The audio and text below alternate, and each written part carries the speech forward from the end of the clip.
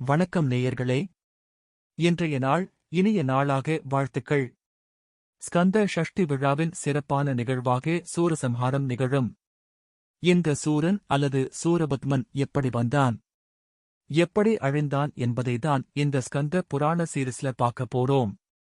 அனைத்தும் அறிந்த முருகன் அப்பெண்களைப் பற்றி ஏதுமறியாதவர் போல, பெண்களே, நீங்கள் யார்? எதற்காக என்னை குறித்து தவமிருந்தீர்கள் என்றார். ஐயனே, இந்த அண்டம் முழுவதும் தேடிப் பார்த்தாலும் தங்களைப் போல் கருணையுள்ளவரும் அழகானவருமாக யாருமில்லை. கருணைக்கடலே, நாங்கள் கேட்கும் வரத்தை எங்களுக்கு மறுக்காமல் தர வேண்டும் என்றனர்.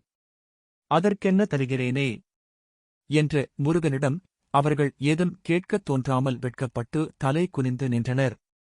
பெண்ணே மாப்பிள்ளையிடம் தன் காதலை தெரிவிப்பது என்பது இந்தக் காலத்தில் ஏற்பட்டதாக கருதிக் கொண்டிருக்கிறோம். முருகப்பெருமானே காதலுக்கு ஆதரவு தெரிவித்தவர்தான். அப்பெண்களின் விருப்பத்தை அறிந்த முருகன் அவர்களை அணைத்துக் கொண்டார். கன்னியரே, என் மீது நீங்கள் கொண்டுள்ள காதலை நான் அறிவேன். ஆனால் திருமணம் செய்து கொள்ள முடியாத நிலையில் இருக்கிறேன். என் பிறப்பின் நோக்கம் உங்களை திருமணம் செய்து கொள்வதற்காக அல்ல. சூரபத்மனை அழிப்பதற்காக என் தந்தை என்னை படைத்தார். மேலும் காதலுக்கு பெற்றவர்கள் அங்கீகாரம் தர வேண்டும். முதலில் பெற்றவர்கள் இட்ட கட்டளையை நிறைவேற்ற வேண்டும். பெற்றவரை பகைத்து ஏற்படும் காதல் நிலைப்பதில்லை. எனவே நம் காதல் கனிந்து திருமணம் ஆகும் வரை நான் சொல்வதை நீங்கள் கேட்க வேண்டும் என்றார். அந்தக் கன்னியர் அவரது திருவடிகளில் விழுந்து அவரது கட்டளைக்கு அடிபணிவதாகவும் அவரது பணி முடியும் வரை காத்திருப்பதாகவும் தெரிவித்தனர். முருகன் அமிர்தவல்லியிடம், அமிர்தா, நீ தேவலோகம் செல். தேவலோகத் தலைவன் இந்திரனின் மகளாக வளர்ந்து வா. உன் சகோதரி சௌந்தர்யா பூலோகம் சென்று அங்கே ஆசிரமம் அமைந்திருக்கும் சிவமுனிவரின் மகளாக வளர்ந்து வரட்டும். சூரபத்மவதம் முடிந்த பிறகு உங்களை நான் மணந்து கொள்கிறேன் என்றதும் அப்பெண்கள் மகிழ்வுடன் தலையசைத்தனர். பின்னர் முருகன் தன் வடிவத்தை மாற்றிக்கொண்டு பாலமுருகனாகி கைலாயம் சென்றார். அவரை அள்ளி எடுத்த பார்வதி பரமேஸ்வரர் அவரை தங்கள் நடுவில் இருத்திக் கொண்டனர்.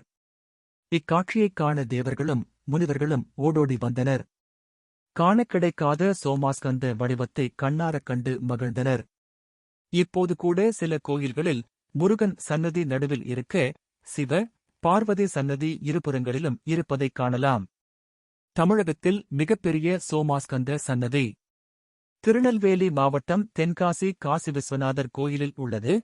இந்த மகிழ்ச்சியான சந்தர்ப்பத்தை பயன்படுத்திக் கொண்ட தேவர்கள் சிவபெருமானிடம், ஐயனே, முருகப்பெருமான் தங்களுக்கு பாலனாகவும் வெளியே வந்தால் சுப்பிரமணியராய் விஸ்வரூபம் எடுக்கும் அபார சக்தி கொண்டவராகவும் திகழ்கிறார். அவரைக் கொண்டு சூராதிசூரர்களை வேறறுக்க வேண்டும். தேவருலகம் பாதுகாக்கப்பட வேண்டும் என்றனர். ஒருவன் மகிழ்ச்சியாக இருக்கும் வேளையில் அவனிடம் ஏதாவது கேட்டால் உடனே கொடுத்து விடுவான். கணவனின் மகிழ்ச்சியான சூழலை பயன்படுத்தி மனைவியும், மனைவியின் மகிழ்ச்சியை பயன்படுத்தி கணவனும் காரியம் சாதித்துக் கொள்வார்கள் இல்லையா? அதுபோல் தேவர்களும் சமயம் பார்த்து கேட்ட கோரிக்கை உடனே ஏற்கப்பட்டது. சிவபெருமான் தன் மைந்தனிடம், முருகா, உன் பிறப்பின் நோக்கம் நிறைவேறும் காலம் வந்துவிட்டது. சூரபத்மன், தாரகன், சிங்கமுகன் ஆகியோரை அழிப்பது மட்டுமல்ல, அவரது வம்சத்தில் ஒருவர் கூட இந்த பூமியில் வாழக்கூடாது. பல லட்சம் அசுரர்கள் பிறந்திருக்கிறார்கள். அவர்களில் ஒருவர் பிழைத்திருந்தால் கூட உலகிற்கு ஆபத்து. அவர்களை வேறறுத்து விட வேண்டும் என்றதுடன் அவரது 12 கைகளுக்கும் பொருந்தும் வகையில் 12 ஆயுதங்களையும் 1,00,000 குதிரைகள் இணைந்து இழுக்கக்கூடிய தேரையும் கொடுத்தார். பார்வதி தேவி தன் மகனைத் தழுவி, பாலகனே, நீ பகைவர்களை அழைத்து வெற்றி வேலனாக திரும்பி வா என ஆசியளித்தாள். முருகனின் மாமா விஷ்ணு சிவனால் வழங்கப்பட்ட தேர்களின் குதிரைகளை ஓட்ட சாரதியாக வாயுதேவனை நியமித்தார். காற்றினும் கடுகிச் செல் என்று சொல்வதை இசைத்தான். காற்றை விட வேகமான ஊடகம் உலகில் வேறு ஏதுமில்லை. எனவே முருகனுக்கு வாயுவே சாரதியாக அமர்த்தப்பட்டான். பிரம்மரிஷி வசிஷ்டரும் தேவரிஷி நாரதரும் முருகனை மந்திரங்கள் சொல்லி ஆசிர்வதித்தனர். தேவதச்சனான துவஷ்டா முருகனின் படைத்தளபதி வீரபாகு உள்ளிட்ட மற்ற சேனாதிபதிகளுக்கு தேர்களை வழங்கினார். அவற்றை சிங்கங்கள், யானைகள் இழுத்துச் சென்றன. வெற்றிவேல், வீரவேல் என்ற கோஷம் எங்கும் முழங்க, புழுதியைக் கிளப்பிக் கொண்டு படைகள் கிளம்பின. சூரர்கள் ஆட்சி செய்யும் மாயாபுரி பட்டணத்தை அடையும் முன்பாக ஒரு பெரிய மலையை படைகள் அடைந்தன. அப்போது நாரதர் முருகரிடம், சுப்பிரமணியா, இதை மலை எனக் கருதாதே.